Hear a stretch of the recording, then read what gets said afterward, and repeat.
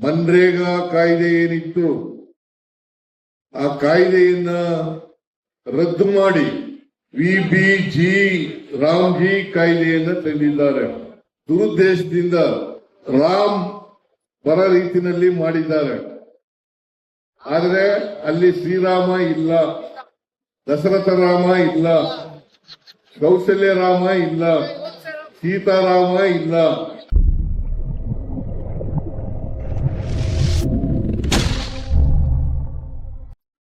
ಇವತ್ತು ಪ್ರದೇಶ ಕಾಂಗ್ರೆಸ್ ಸಮಿತಿಯ ವತಿಯಿಂದ ಇತ್ತೀಚೆಗೆ ಬಿಜೆಪಿಯವರು ತಂದಿರತಕ್ಕಂತ ವಿಬಿ ರಾಮ್ಜಿ ಕಾಯ್ದೆ ಅದನ್ನ ತಂದಿರತಕ್ಕಂಥದ್ದು ಮನ್ರೇಗಾ ಕಾಯ್ದೆ ಏನಿತ್ತು ಆ ಕಾಯ್ದೆಯನ್ನ ರದ್ದು ಮಾಡಿ ವಿಬಿಜಿ ರಾಮ್ಜಿ ಕಾಯ್ದೆಯನ್ನ ತಂದಿದ್ದಾರೆ.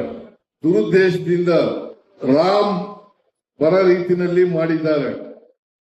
ಆದರೆ ಅಲ್ಲಿ ಶ್ರೀರಾಮ ಇಲ್ಲ, ದಶರಥ ರಾಮ ಇಲ್ಲ, ಕೌಸಲ್ಯ ರಾಮ ಇಲ್ಲ, ಸೀತಾರಾಮ ಇಲ್ಲ. ಅದು Viksit Bharat, Viksit Bharat, guarantee for Rozgar, Ajeevika mission Gramin ಅಂತ ಅವರ ಅರ್ಥ. ಎಕ್ಸ್ಪ್ಲನೇಷನ್ ಇರ್ತಕ್ಕಂಥದ್ದು ವಿಬಿಜಿ ರಾಮ್ಜಿ. ರಾಮ್ ಇಲ್ಲ. ಮನ್ರೇಗಾ ಮಾಡಿದ್ದು 2005ರಲ್ಲಿ ಮನಮೋಹನ್ ಸಿಂಗ್ ರವರು ಪ್ರಧಾನಮಂತ್ರಿ ಆಗಿರುವಾಗ, ಸೋನಿಯಾ ಗಾಂಧಿ ಅವರು ನಾಯಕಿಯಾಗಿರುವಾಗ ಇದನ್ನ ಈ ಕಾಯ್ದೆಯನ್ನ ಮಾಡಿದ್ವಿ. ಒಂದೇ ಕಾಯ್ದೆ ಮಾಡಲಿಲ್ಲ ಮನಮೋಹನ್ ಸಿಂಗ್ ರವರು. ಡೈರೆಕ್ಟಿವ್ ಪ್ರಿನ್ಸಿಪಲ್ಸ್ ನಲ್ಲಿ ಇದ್ದಂತ ಅನೇಕ ವಿಚಾರಗಳಿಗೆ, ಅನೇಕ ಸಮಸ್ಯೆಗಳಿಗೆ ಪರಿಹಾರ ಕೊಡ್ತಕ್ಕಂಥ ಕಾಯ್ದೆಗಳನ್ನ ಮಾಡಿದ್ರು.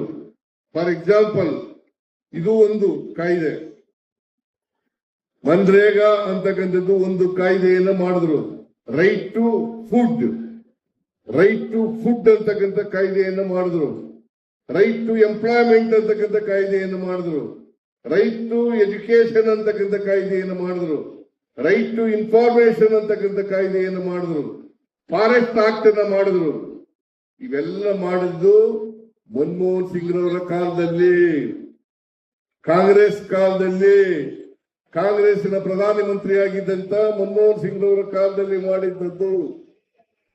ಯಾವಾಗಲೂ ಕೂಡ ಬಡವರ ಬಗ್ಗೆ, ದಲಿತರ ಬಗ್ಗೆ, ಅಲ್ಪಸಂಖ್ಯಾತರ ಬಗ್ಗೆ, ಮಹಿಳೆಯರ ಬಗ್ಗೆ, ಕಾರ್ಮಿಕರ ಬಗ್ಗೆ, ರೈತರ ಬಗ್ಗೆ ಚಿಂತನೆ ಮಾಡ್ತಕ್ಕಂಥದ್ದು ಕಾಂಗ್ರೆಸ್ ಪಕ್ಷನೇ ಹೊರತು ಬೇರೆ ಪಕ್ಷ ಅಲ್ಲ ಅಂತಕ್ಕಂಥ ಮಾತುಗಳನ್ನ ಈ ಸಂದರ್ಭದಲ್ಲಿ ಹೇಳಲಿಕ್ಕೆ ಬಯಸ್ತಾ ಇದ್ದೇನೆ. ಇದನ್ನ ತಾವೆಲ್ಲರೂ ಕೂಡ ಅರ್ಥ ಮಾಡ್ಕೋಬೇಕಾಗ್ತದೆ. ಬಡವರ ಬಗ್ಗೆ ಮಾತಾಡ್ತಕ್ಕಂಥದ್ದು, ಮಹಿಳೆಯರ ಬಗ್ಗೆ ಮಾತಾಡ್ತಕ್ಕಂಥದ್ದು, ಅವ್ರಿಗೆ ಕಾರ್ಯಕ್ರಮಗಳನ್ನು ರೂಪಿಸ್ತಕ್ಕಂಥದ್ದು ಕಾಂಗ್ರೆಸ್ ಪಕ್ಷ ಮಾತ್ರ. ಬಿಜೆಪಿ ಆ ಎಲ್ಲ ಕಾರ್ಯಕ್ರಮಗಳನ್ನ ನಾಶ ಮಾಡಿ ಬಡವರಿಗೆ ಇವತ್ತು ಹಳ್ಳಿಗಾಡಿನಲ್ಲಿ ಉದ್ಯೋಗ ಸಿಗಬಾರದಂತೆ ಮಾಡಿದ್ದಾರೆ. ಸುಮಾರು 53% ಮಹಿಳೆಯರು, ಸುಮಾರು 5 ಲಕ್ಷ ಜನ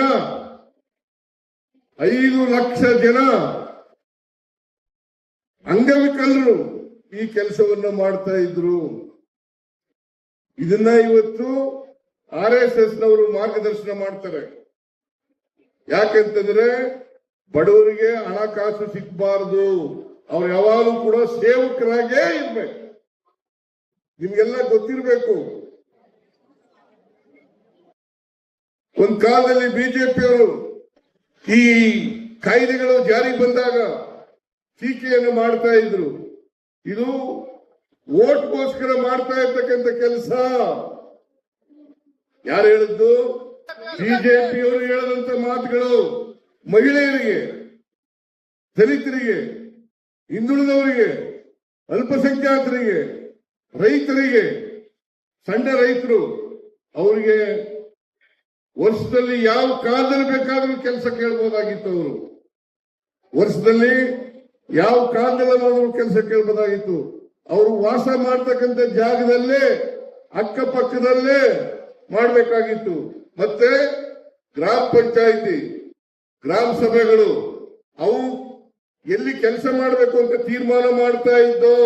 ನಿಮಗೆ 73ನೇ 74ನೇ ತಿದ್ದುಪಡಿಗಳ ಮೂಲಕ ಏನು ಗ್ರಾಮ ಪಂಚಾಯಿತಿಗಳಿಗೆ ಅಧಿಕಾರ ಕೊಟ್ಟಿತ್ತು, ಅಧಿಕಾರವನ್ನ ಕಿತ್ಕೊಳ್ತಕ್ಕಂಥ ಕೆಲಸವನ್ನ ಮಾಡ್ತಾ ಇದ್ದಾರೆ.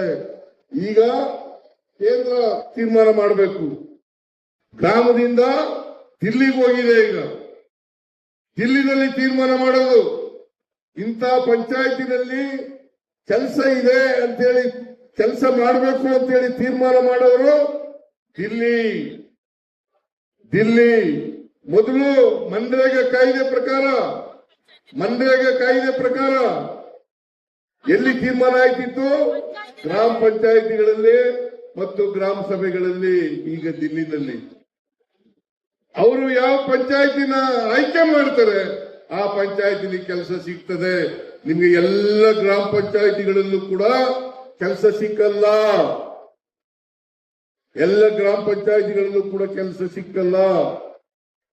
ಎಲ್ಲಿ ಅವರು ಏನ್ ಹೇಳ್ತಾರೆ ದಿಲ್ಲಿಯವರು, ಅವರು ಮಾಡ್ತಕ್ಕಂಥದ್ದು ಒಂದು ವರ್ಷದಲ್ಲಿ 100 ದಿನ ಉದ್ಯೋಗವನ್ನು ಕೊಡಲೇಬೇಕಾಗಿತ್ತು. ಯಾವಾಗ ಕೇಳ್ತಾರೆ, ಯಾವ ಭಾಗದಲ್ಲಿ ಕೇಳ್ತಾರೆ, ಅವ್ರ ಜಮೀನಲ್ಲಿ ಕೇಳ್ತಾರೆ, ಅಂತ ಭಾಗದಲ್ಲಿ ಕೆಲಸವನ್ನ ಕೊಡಲೇಬೇಕಾದಂಥದ್ದು. ಇದು ಸಂವಿಧಾನಿಕವಾದಂತಹ ಹಕ್ಕು. ಸಂವಿಧಾನಿಕವಾದಂತಹ ಹಕ್ಕನ್ನ ಕೊಟ್ಟಿತ್ತು ಮನ್ರೇಗಾ ಮೂಲಕ. ಈಗ ಆ ಹಕ್ಕು ಇಲ್ಲ. ಆ ಹಕ್ಕನ್ನ ಕಿತ್ಕೊಂಡಿದ್ದಾರೆ. ಅದಕ್ಕೋಸ್ಕರ ಪ್ರತಿಭಟನೆ. ಅದ್ರ ಜೊತೆಗೆ ಈಗ 100ಕ್ಕೆ 100 ವೇಜಸ್ ಅನ್ನ ಕೊಡ್ತಾ ಇದ್ದದ್ದು ಕೇಂದ್ರ ಸರ್ಕಾರ. ಅದನ್ನ ಮನಮೋಹನ್ ಸಿಂಗ್ ಅವರ ಸರ್ಕಾರನೇ ತೀರ್ಮಾನ ಮಾಡಿತ್ತು. 100ಕ್ಕೆ 100 ವೇತನವನ್ನು ಕೊಡ್ತಾ ಇದ್ದದ್ದು 100ಕ್ಕೆ 100. ಅಂದ್ರೆ ₹100 ಖರ್ಚಾದ್ರೆ ₹100 ಅವರೇ ಕೊಡಬೇಕಾಗಿತ್ತು. 1,000 ಖರ್ಚಾದ್ರೆ ಅವರೇ ಕೊಡಬೇಕಾಗಿತ್ತು. 1 ಕೋಟಿ ಖರ್ಚಾದ್ರೆ ಅವರೇ ಕೊಡಬೇಕಾಗಿತ್ತು. ಕನಿಷ್ಠ ಒಂದು ಪಂಚಾಯಿತಿಗೆ ₹1 ಕೋಟಿ ಸಿಗ್ತಾ ಇತ್ತು. ಒಂದು ಪಂಚಾಯಿತಿಗೆ ₹1 ಕೋಟಿ ಸಿಗ್ತಾ ಇತ್ತು. ಇದು ಇವತ್ತು ಇಲ್ಲ. ಇದನ್ನ ನೀವು ಅರ್ಥ ಮಾಡ್ಕೋಬೇಕಾಗ್ತದೆ.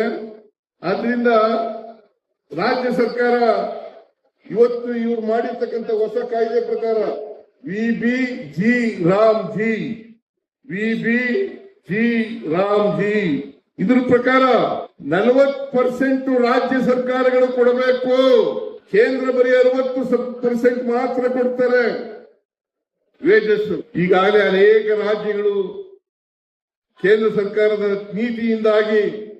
ನೀತಿಯಿಂದಾಗಿ ಅವುಗಳು ಕಷ್ಟದಲ್ಲಿ ಸಿಕ್ಕಾಕೊಂಡಿದ್ದಾವೆ ಅಂತಕ್ಕಂಥದನ್ನ ಮರೆತು ಇವತ್ತು ಕೇಂದ್ರ ಸರ್ಕಾರ ಮಾಡ್ತಾ ಇದೆ. ಆದ್ರಿಂದ ಇದನ್ನ ಪ್ರತಿಭಟಿಸಬೇಕು ಅನ್ನತಕ್ಕಂಥದ್ದು ನಮ್ಮ ಸರ್ಕಾರ ಮತ್ತು ಪಕ್ಷ ಮತ್ತೆ ಕೇಂದ್ರ ಇಡೀ ದೇಶದಲ್ಲಿ ಇದನ್ನ ಪ್ರತಿಭಟಿಸಬೇಕು. ಎಲ್ಲಿವರೆಗೆ ಪ್ರತಿಭಟಿಸಬೇಕು ಅಂತಂದ್ರೆ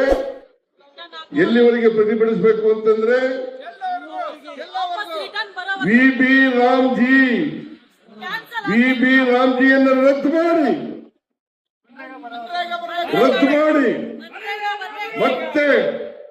ಮತ್ತೆ ಮನ್ರೇಗಾವನ್ನ ಪುನಃಸ್ಥಾಪನೆ ಮಾಡೋವರೆಗೂ ನಾವು ಹೋರಾಟವನ್ನ ಮಾಡಬೇಕಾಗ್ತದೆ.